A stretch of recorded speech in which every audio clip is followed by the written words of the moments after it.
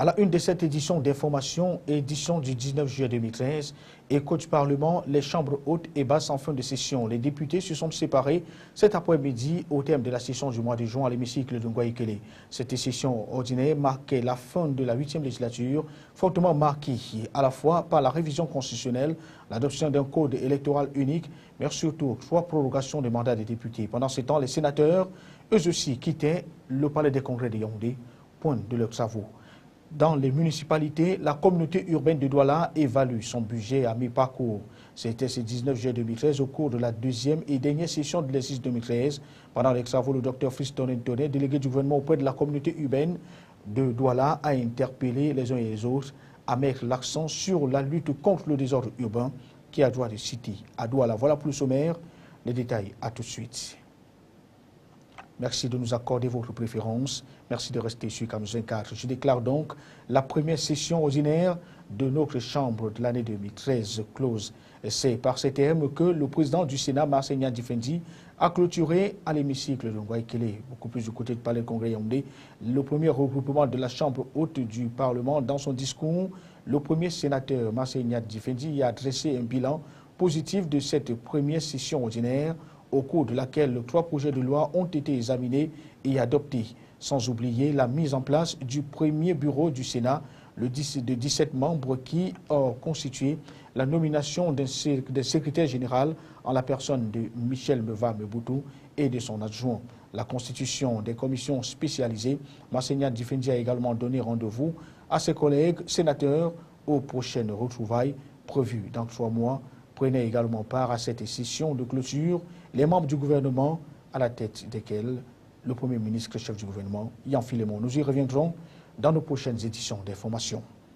Allons cette fois prendre les échos de l'Assemblée nationale pour dire que la session du mois de juin s'est achevée cet après-midi du 19 juillet 2013. Les députés de la 8e législature se sont donc quittés au thème d'une mandature riche et dense en projets de loi, une moisson abondante évaluée à 114 projets de loi. Ce bilan a été dressé ce vendredi à l'hémicycle de Ngoïkele, à la fois par le président de l'Assemblée nationale et par les députés à l'occasion de la dernière session ordinaire d'une législature fortement marquée à la fois par la révision constitutionnelle, l'adoption d'un code électoral unique et surtout par 3 prorogations du mandat des députés.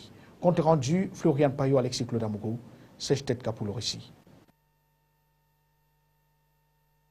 C'est dans une ambiance lourde, marquée par l'absence de bon nombre de députés qui tardent à digérer la non-investiture de leur liste par leurs partis politiques respectifs, aux législatives du 30 septembre prochain, que le rideau s'est refermé ce 18 juillet 2013 sur la deuxième session ordinaire du mois de juin, une session qui marque ainsi la fin de la 8e législature entamée en 2007.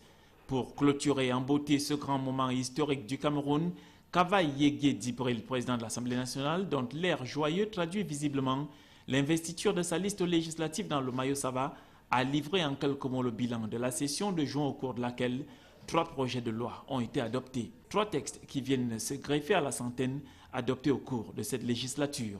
Une abondante production législative que Kava Yégué met à l'actif des députés, mais davantage de l'exécutif qui a contribué à faciliter les choses. Pour bon nombre de députés rencontrés, la mandature qui s'achève a été fructueuse de par la qualité des textes adoptés. Cette mandature fut aussi l'occasion pour les élus de faire le bilan de leurs actions en faveur des populations.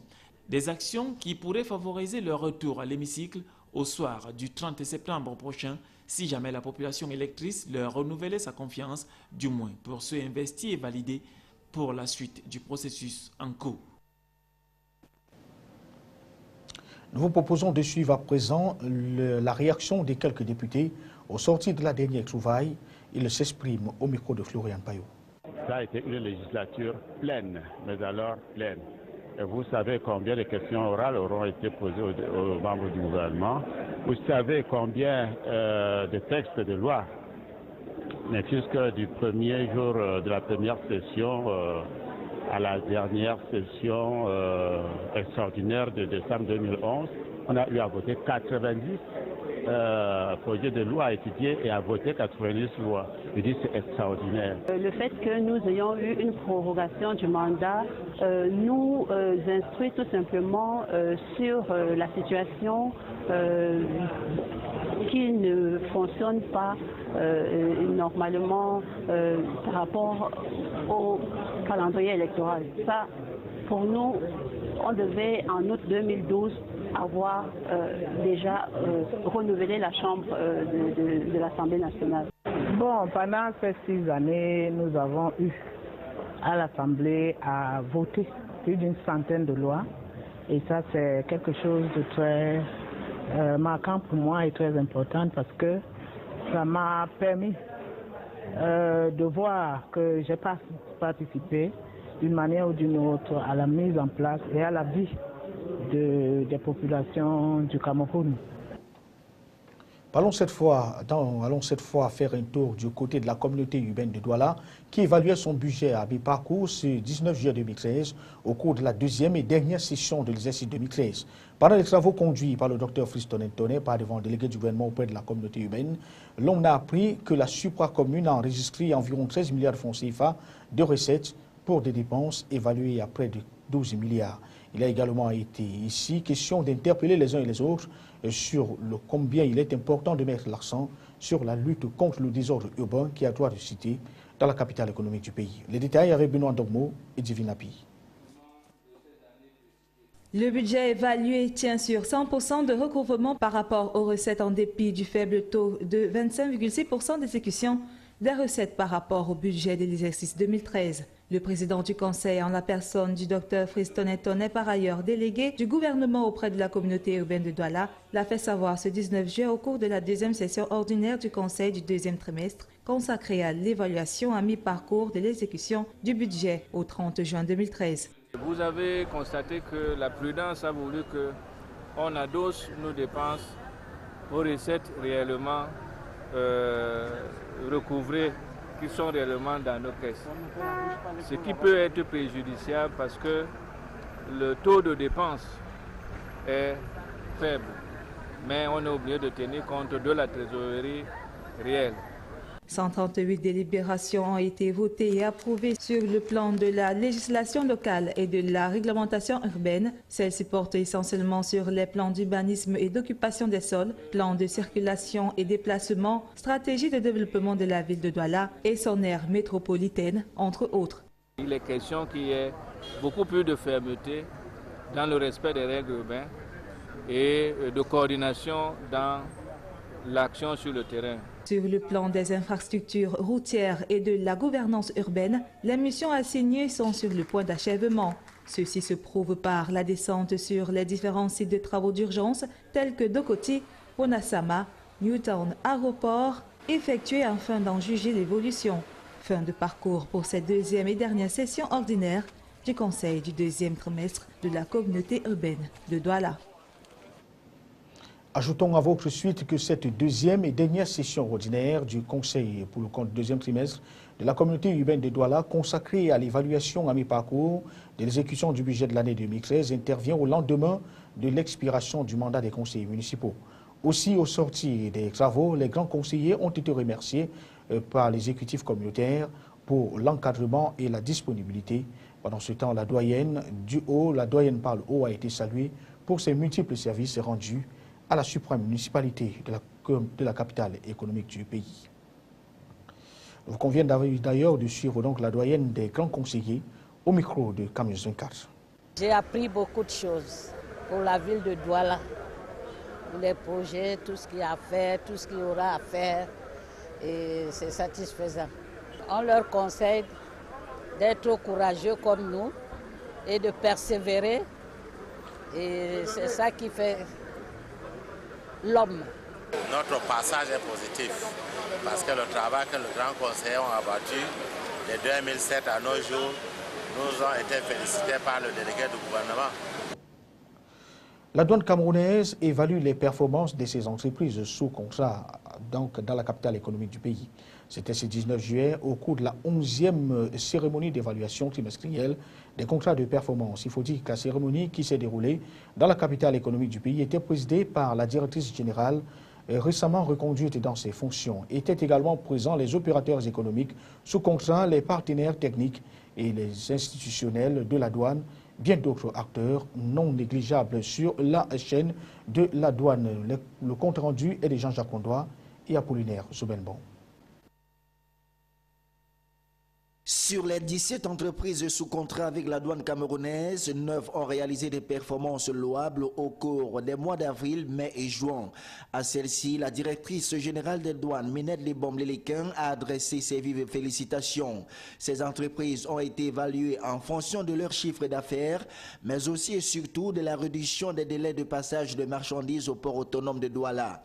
La directrice générale des douanes n'a pas manqué de remonter les bretelles aux entreprises qui freinent le rayonnement de la structure dont elle a la charge.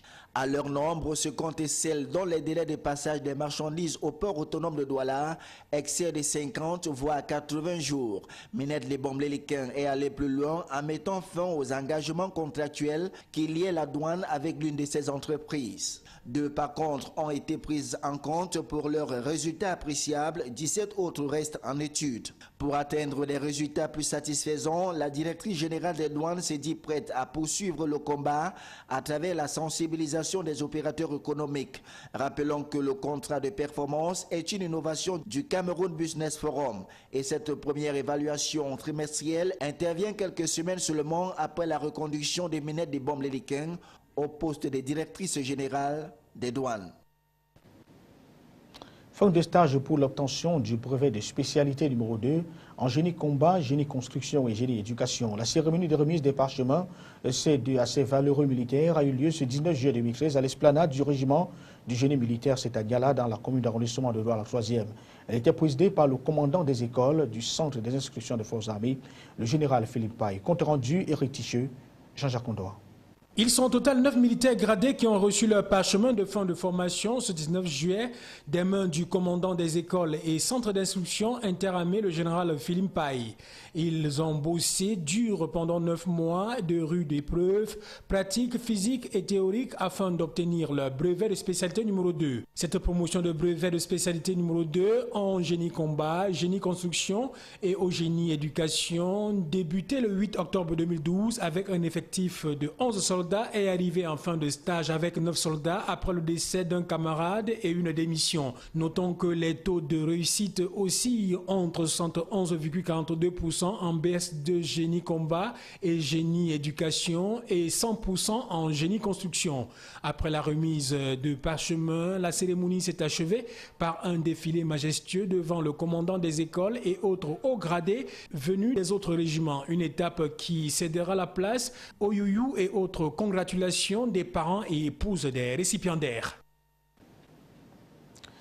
Autre cérémonie similaire, c'est à Ngaoundéré où on parle de la cérémonie de remise des attestations aux apprenants du centre multifonctionnel de promotion des jeunes et une cérémonie doublée au lancement du centre aéré des vacances. En effet, quand un jeune arrivé en fin de formation ont pris leur parchemin au cours d'une cérémonie riche en sons et couleurs, et une cérémonie au cours de laquelle les responsables du centre ont présenté quelques-unes des difficultés qu'ils éprouvent au quotidien dans le cadre de leurs activités. Compte rendu, Joseph Morfo, Éric Ticheux, une fois de plus, pour le récit. Éducation civique et insertion socio-professionnelle, c'est le nom de baptême donné aux lauréats de la QV 2011-2013 du Centre multifonctionnel de promotion des jeunes qui sont arrivés en fin de formation. Les 31 apprenants du CMPJ de Ngaoundéré ont reçu leurs attestations de fin de formation après 2 ans d'enseignement pratique et théorique dans les spécialités telles que la couture-teinture, l'électricité de bâtiment et le secrétariat bureautique. Courage, abnégation et ardeur au travail ont permis aux responsables d'affirmer que ces jeunes sont des produits sûrs pour le marché du travail. Toutes les suggestions qui nous sont venues de leurs encadreurs de stage étaient vraiment encourageantes. Nous espérons que ces adhérents pourront facilement s'intégrer dans le monde du travail.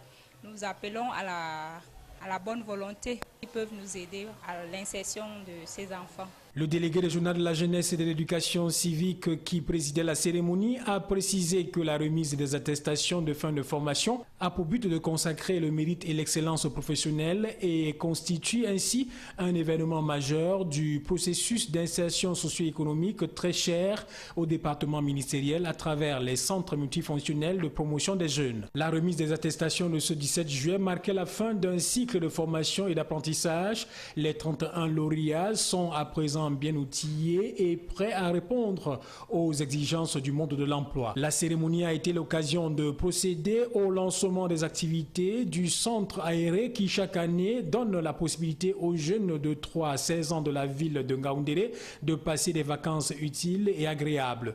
Pour cette édition, l'on envisage accueillir près de 150 jeunes dans 6 ateliers. Malgré le manque de matériel didactique, manque d'encadreurs dans certaines spécialités, absence de clôture qui ne permet pas d'asseoir une bonne discipline du centre. La directrice du centre a profité de l'occasion pour lancer un vibrant appel aux autorités administratives, à la communauté urbaine de Ngaoundéré et aux entreprises parapubliques ou privées et aux collectivités territoriales et décentralisées pour appuyer le centre qui œuvre pour le plein épanouissement des jeunes et participe à la réduction du chômage.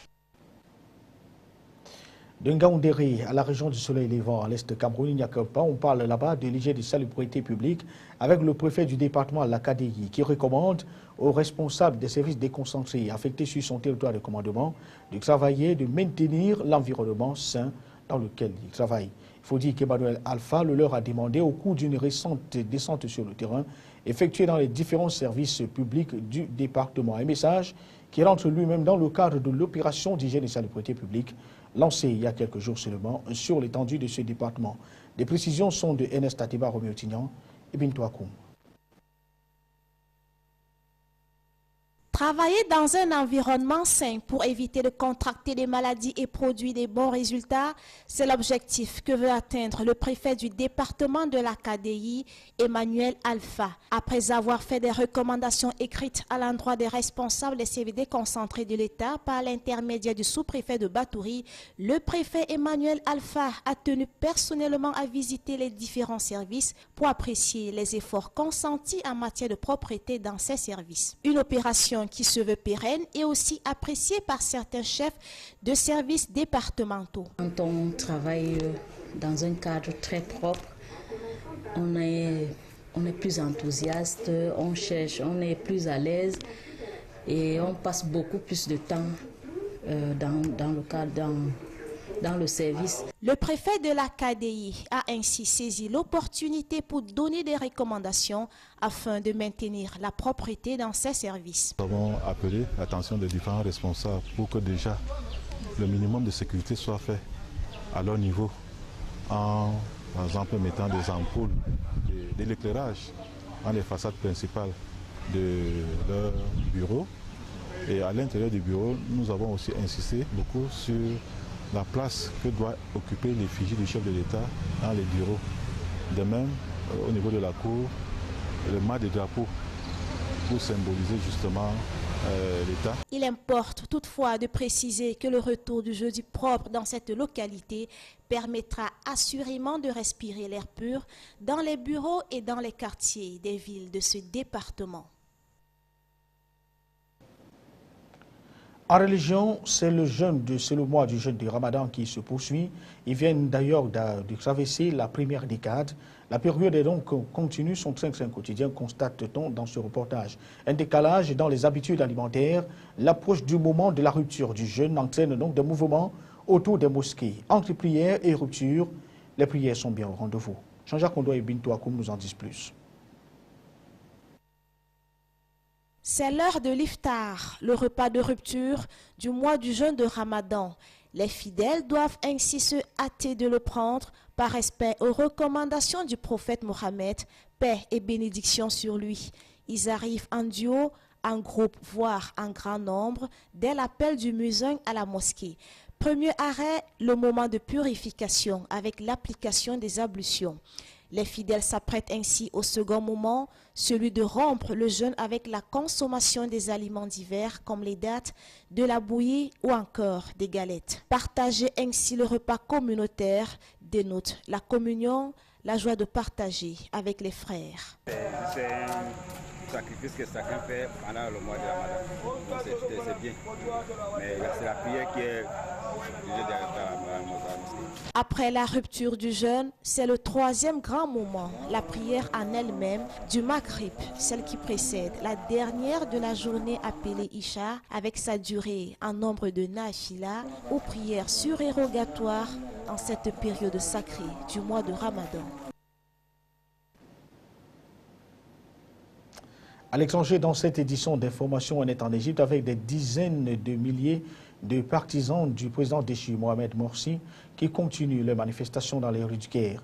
En Italie, 3 proches de Silvio Berlusconi condamnés à des peines de prison dans le Rubygate. L'essentiel de l'actualité internationale, c'est avec Donald Anouzoa. Des dizaines de milliers de partisans de Mohamed Morsi se sont rassemblés ce vendredi 19 juillet en Égypte pour réclamer le retour du président islamiste déchu, malgré des mises en garde du président par intérim et de l'armée contre tout recours à la violence. 3 proches de Silvio Berlusconi, accusés de lui avoir fourni des jeunes prostituées, dont une mineure Ruby, ont été condamnés vendredi à des peines de 5 à 7 ans de prison, a annoncé la présidente du tribunal. Ils étaient tous poursuivis pour incitation à la prostitution. Vive le roi, vive la Belgique. Plusieurs milliers de personnes ont accueilli avec enthousiasme vendredi à Liège le roi Albert II pour sa dernière sortie publique avant son abdication dimanche au profit de son fils Philippe. Le souverain avait choisi la cité ardente pour ses adieux en tant que chef de l'État. C'est à Liège, âgé d'1 an en 1935, qu'il avait été présenté à la population par ses parents, le roi Léopold II et la reine Astrid, sur le balcon de l'hôtel de ville de la cité wallonne. 5 km de course à pied et 4 en scooter dans les rues d'Hanoï, c'est l'exploit d'un fan vietnamien de l'équipe de football d'Arsenal. Le jeune homme a poursuivi le bus des joueurs, alors en tournée au Vietnam, et a finalement été récompensé de ses efforts. Après une folle course, ce supporter inconditionnel du club, entraîné par Arsène Wenger, a pu monter à bord du bus des joueurs. À retenir de cette édition d'information, la dernière livraison de la CBL, le temps de l'activité du lundi au vendredi, écho du Parlement, les chambres hautes et basses en fin de session. Les députés se sont séparés cet après-midi pour le compte de la dernière session de la 8e législature. Il faut dire que cette session ordinaire marque donc la fin de la législature, fortement marquée à la fois par la révision constitutionnelle, l'adoption d'un code électoral unique et 3 prorogations de mandat des députés. Les sénateurs, eux de leur côté également, se sont séparés au terme de leur première session depuis la mise en place de la Chambre haute du Parlement. Dans les municipalités, la communauté urbaine de Douala a évalué son budget à mi-parcours. C'était ce 19 juillet 2013 au cours de la 2e et dernière session de l'exercice 2013. Pendant les travaux, le docteur Fiston Tonnet a appelé les uns et les autres à mettre l'accent sur la lutte contre le désordre urbain qui a droit de citer à Douala. L'information est en continu sur Camus 24. Nous souhaitons au nom de toute l'équipe de passer un excellent week-end en compagnie de nos programmes qui se poursuivent. Bonsoir.